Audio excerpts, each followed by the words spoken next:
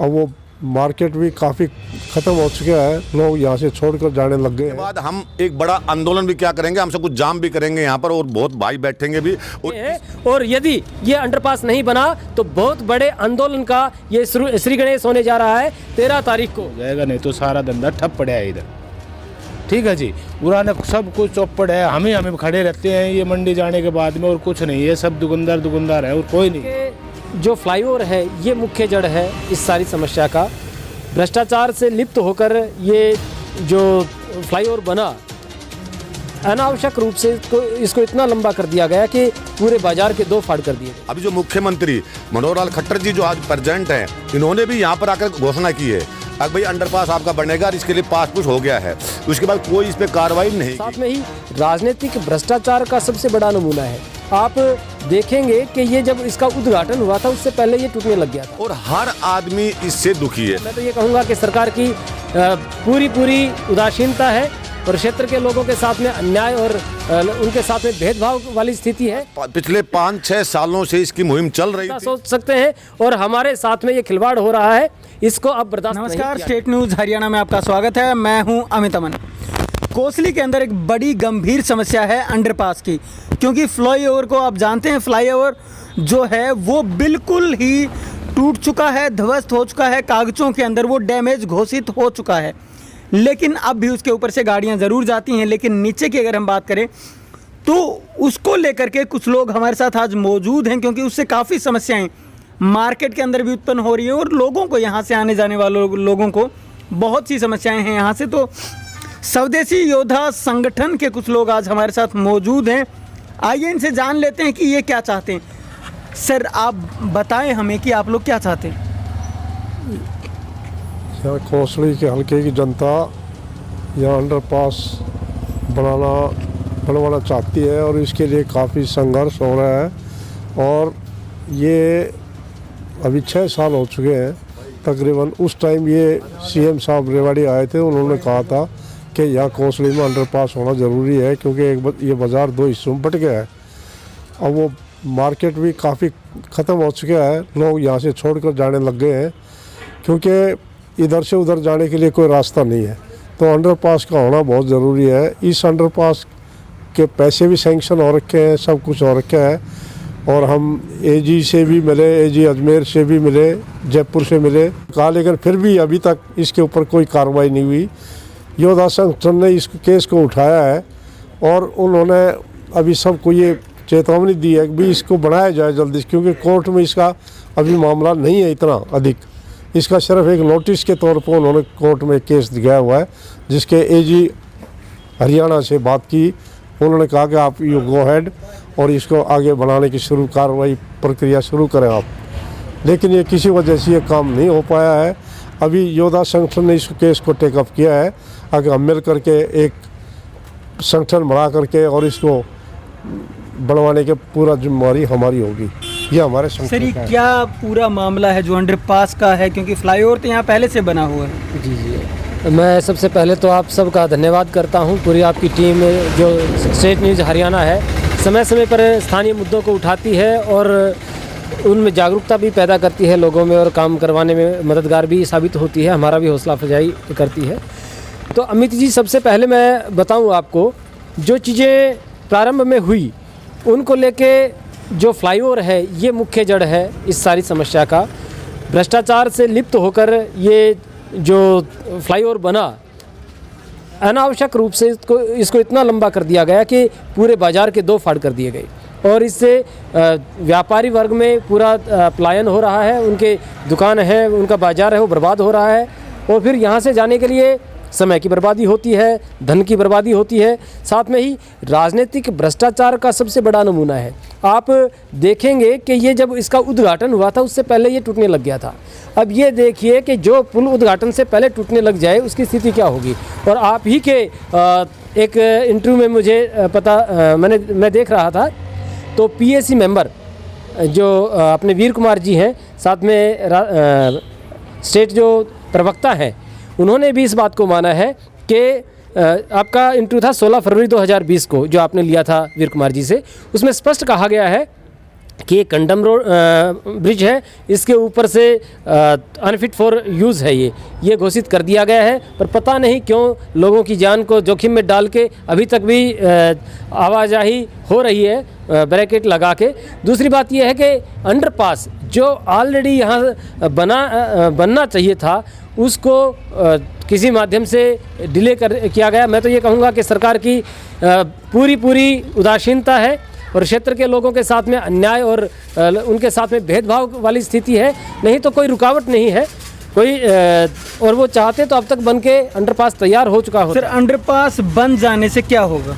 Underpass बन जाने से दोनों तरफ के जो बाज़ार हैं वो कनेक्ट हो जाएंगे, साथ में लोगों का आवागमन है वो सुचारू रूप से चलेगा, भाईचारा फिर से पनपने लगेगा। जो भी व्यावसायिक जो एम्प्लॉयमेंट है यहाँ पे आप कह लो कि नौकरी है वो यथावत रह जाएंगी, नए सृजन होंगे नए नौकरियों के, क्योंकि अब व्यापार बंद हो रहा है। उसके चलते जो दुकानों में काम करने वाले लोग हैं वो धीरे धीरे दुकान बंद होने के कारण, आमदनी कम होने के कारण वो बंद हो रहे हैं और उनका पलायन हो रहा है।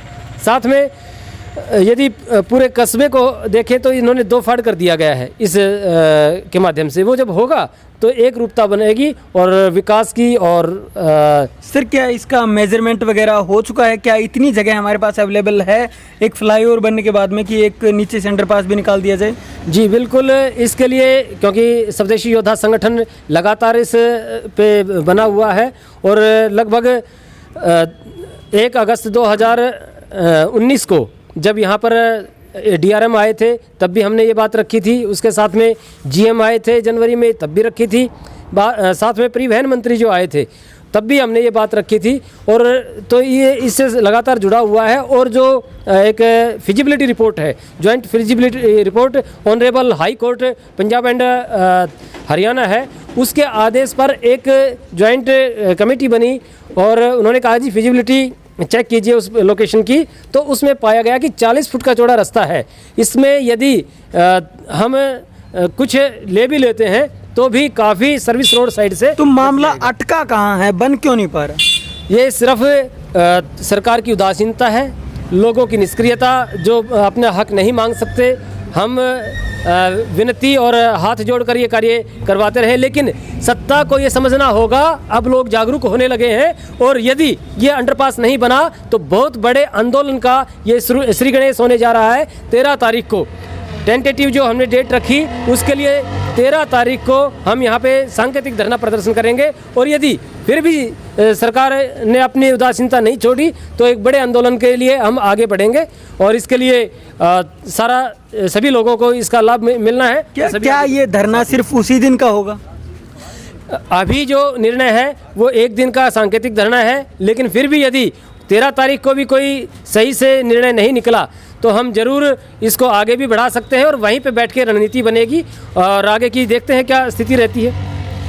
और भी लोग हमारे साथ बात और ऐड करना चाहूँगा कि आपके लिए एक मेमोरेंडम है 13151/2016 एंड 2B&R वेस्ट W करके, उसके आधार पर 5,20,14,860 रुपये का आवंटन इस अंडरपास के लिए हो चुका है, जो ऑनरेबल गवर्नर साहब ने अप्रूव भी कर दिया था। उसके बाद में 20 दिसंबर 2016 को एक DD बना के 5,98,718 रुपये का भुगतान रेल डिपार्टमेंट को कर दिया गया है। उसके बाद भी ये अटका पड़ा है तो आप मानसिकता सोच सकते हैं, उदासीनता सोच सकते हैं और हमारे साथ में ये खिलवाड़ हो रहा है, इसको अब बर्दाश्त नहीं किया जाएगा।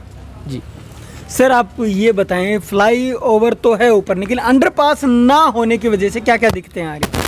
सबसे पहले तो मैं अमित अमन आपके स्टेट न्यूज़ को मैं दिल की गहराइयों से सलूट करता हूं, क्योंकि आप जो भी छाप रहे हैं, जो भी मैं देखता रहता हूं, आप सच्चाई पे मरते हैं, सच्चाई पे चलते रहते हैं।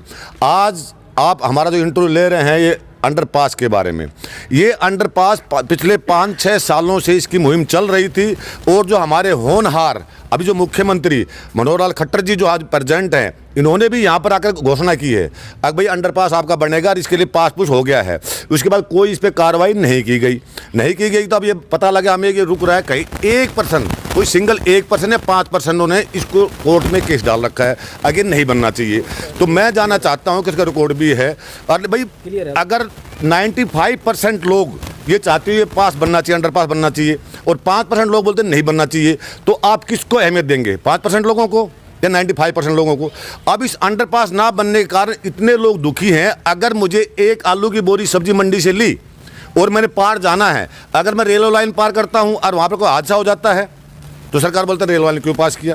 और अगर उस 100 रुपये की वो आलू की बोरी को मैं पुल के ऊपर से ले जाता हूं तो 150 रुपये बढ़ जाता है, 250 रुपये हो गए और हर आदमी इससे दुखी है।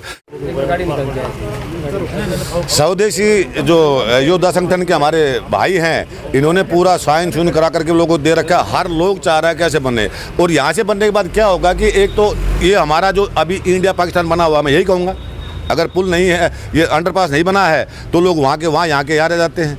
ठीक है, तो इसमें सभी ने साइन भी कर रखे हैं, सभी ने बनने का वो भी कर रखा है और हमने कह भी दिया कि 13 हमारे मुख्यमंत्री मनोहर लाल खट्टर जी का ऐलान करने के बाद भी अगर ये नहीं बन रहा है तो हम सोचेंगे कि कहीं ना कहीं सरकार के अंदर कमियां हैं और इस कमी को पूर्ति की जाए। अदरवाइज 13 तारीख को जो बता दिया गया है कि हमारे यहाँ पर एक वो अपना यहाँ पर हम बैठेंगे, वहाँ पर हमारी चर्चाएं भी होंगी। एक दिन का दिया हमने अल्टीमेट, उसके बाद अगला क्या होगा उसके बारे में हमारे संगठन के आदमी तय करेंगे।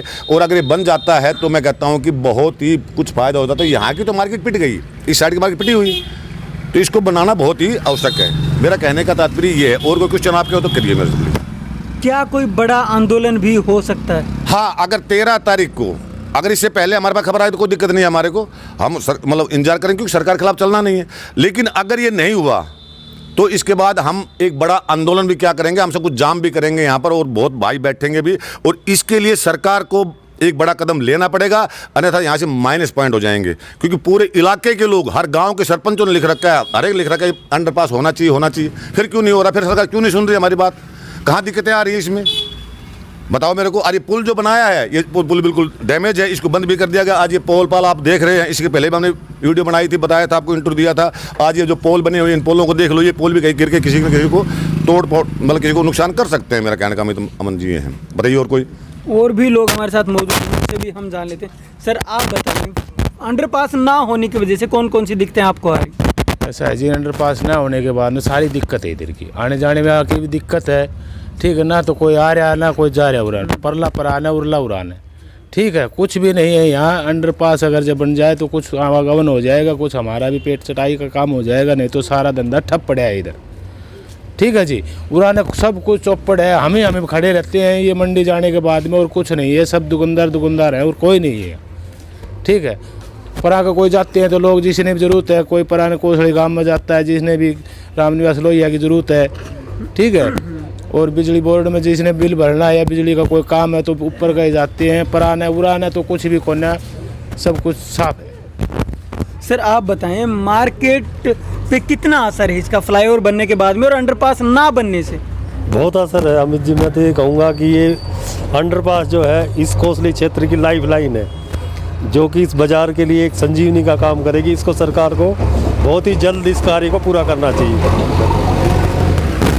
तो आप देख सकते हैं यहाँ पे जितने भी लोग मौजूद थे, स्वदेशी योद्धा संगठन के अंतर्गत ये लोग यहाँ पे अपनी अपनी बातों को बता रहे थे किस प्रकार से यहाँ पे जो अंडरपास नहीं बनने से इन लोगों को दिक्कतों का सामना करना पड़ रहा है और जो यहाँ की मार्केट है वो बिल्कुल ही ख़त्म हो चुकी है। वहाँ पे जो ग्राहक हैं वो ना के बराबर हो गए हैं। और अगर हम आगे की बात करें तो जो पूरी मार्केट है वो इस तरीके से बट गई है कि जैसे इन लोगों को लगता है कि जहाँ यहाँ भारत और पाकिस्तान जैसी जो स्थिति है वो उत्पन्न हो चुकी है, क्योंकि यहाँ का जो ग्राहक है उधर नहीं जा सकता और उधर का जो ग्राहक है वो इधर नहीं आ सकता। तो इस वजह से जो मार्केट है वो भी पूरी ख़त्म हो चुकी है। और साथ साथ इन लोगों ने बताया कि 13 तारीख को एक सांकेतिक धरना दिया जाएगा और अगर उसके बाद भी सरकार इनकी मांग को नहीं मानती है या अंडरपास को बनाने की अनुमति नहीं देती है तो उसके बाद ये बड़ा आंदोलन भी कर सकते हैं। मैं अपने सहयोगी के साथ अमित अमन, स्टेट न्यूज़ हरियाणा।